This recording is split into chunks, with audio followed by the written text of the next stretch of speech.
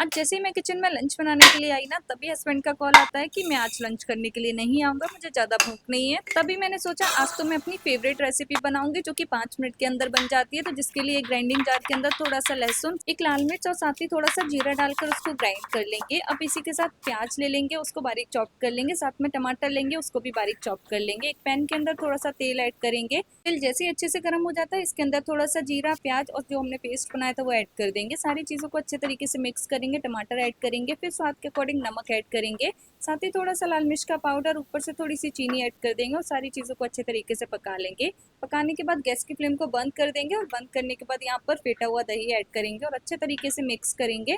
तो ये हमारा बहुत ही टेस्टी लहसुनी दही तड़का बनकर बिल्कुल तैयार है। इसमें जो लहसुन का फ्लेवर है ना, वो बहुत ही अमेजिंग टेस्ट देता है। तो एक बार इस रेसिपी को जरूर बनाकर देखना। रेसिपी अगर पसंद आई हो वीडियो को लाइक शेयर कर जरूर जाना। अगली मैं कौन सी रेसिपी बनाऊँ वो मुझे कमेंट कर जरूर बताना। अभी के लिए एंजॉय करिए। Thank you, take care and bye bye. Enjoy.